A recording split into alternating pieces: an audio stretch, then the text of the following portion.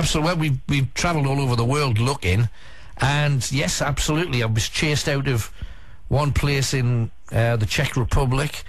The worst one I ever saw a full-bodied apparition, and there were 6 other people in the room, all from different parts of the world, who all saw it clearly. As I told everybody, don't say what you've just seen, write it down, so that nobody could... if I said, I've just seen a big grey thing, people might write down, it was grey and it was big. So instead I just said, don't say what that was, write it down. Everybody wrote down what they saw. They'd all seen the same thing. Came in through a window. We were on about the 4th or 5th floor. Came in from outside through the window, through the middle of the room, through the table, and through the door behind us. The temperature in the room changed. We all saw it. We all swore in different accents. And that was the clearest thing I've ever seen. Since then, I've actually got some photographs of ghosts on my phone at the present moment, of all things, that we managed to pick up. Because, as I say, we do 6 or 7 major ghost hunts a year, and we've been all over the world doing it. This year, we've got 2, 3, 4, I think 4 big ones in various parts of the world again. And in some of them, we're taking listeners. Last year, I think it was 17 listeners who, mostly skeptics, who didn't believe, who all saw, heard, or felt things. So we do that all the time. We got websites full of stuff that people have captured on camera. It's just like, I found these days that you get a lot of, I don't know if it's correct terminology, but you get a lot of arrogant ghost hunters. They won't take the rest of the team. They only take, like, the, quote, elite members on vigils. They won't, I mean, if I was part of a in a paranormal investigation group, I wouldn't, I'd be wanting to do stuff. What's the point of being part of it? Sit around in a bar, in a pub, and say, this... Yeah, last Thursday I saw... No, you've got to go out and it's the biggest argument I've got with people who don't believe, and I've got no problem with people that don't believe. Most of my life I didn't believe until I saw something, and then you say, hell's bells, I've been denying this stuff all my life, and now I've seen something that I can't dismiss. I qualified as an exorcist in 2001 because a Catholic priest who used to be an exorcist for the part of the world taught me how to see things and what to do and how to deal with it, and we've done some of that live on air. It's a fascinating and incredible other world, and if people don't see it, the first question you say to them, have you ever actually been somewhere looking? And they always say, no. And you think, well, okay, if people never went looking for a hummingbird, they'd never have found one. You've got to look before you can find it. Sitting in a pub talking about it's not going to get the job done. I mean, it's like my great uncle Reginald. He's a medium, and my mum's mum, which is obviously my nan, she can see spirits and speak to them. Right. And I've seen spirits in my time, and like I've woken up and like they've just been sitting on the end of my bed, and I can just describe them as clear as day. Right. So I just think that maybe it's like passed down onto me. Like, but the last spirit that I saw, I asked it to just leave me alone, because that was the only spirit that actually turned and looked at me. Right. And I asked it to leave me alone, and I haven't seen any since. And it's like my mind's mentally blocked it.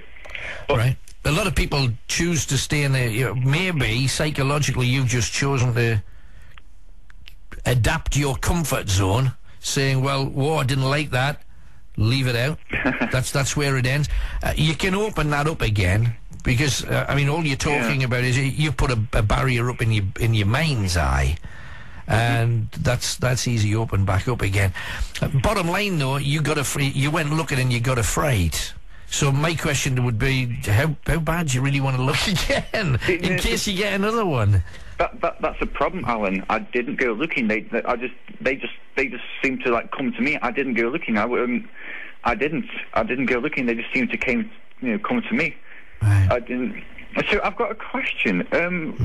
You know how you get these mediums like Derek O'Connor and stuff, and they say, send them, go to the light. See, I don't believe in God. I'm not religious. So how does that work? You got the spirit world. I don't believe in that either. One thing I can tell you is, on air we regress people back to previous lives, and I can tell you that every single... Because in a previous life, you can take somebody to the point of their death, and then beyond. And you can hear them dying, and you can hear what they're experiencing after they have died. And I mean, every single one that I've done, and I've done, I think it's close to 200 now, in every case of someone dying, they all say, it's really, really bright, I feel completely at calm, I feel completely at peace, and there's people coming to meet me. I know some of them, there are others that I don't know, but there's people coming to see me, and in some cases they've even said, oh, I have to go now. And so the experience of death is not necessarily going to heaven, but there is something beyond, and that's a good thing to know.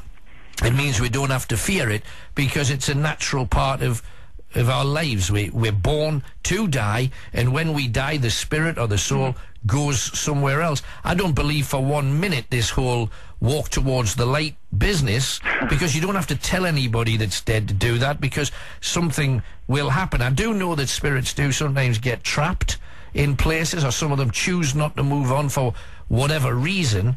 But this whole idea of Derek Akora, I don't trust it. I don't trust him for a second. Whenever he said things like, oh, is there a John associated with this room? And then they always type up at the bottom of the screen, John Campbell was a man who did... Well, anybody that's going to do a TV show gets and trust me, because I've done one for a total of 3.5 years, you get handed a bundle of information about everywhere you go.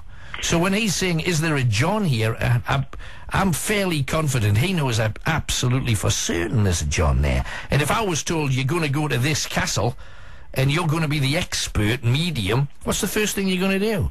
You're going to read up everything you possibly can about that castle. Exactly. Unless you're an idiot.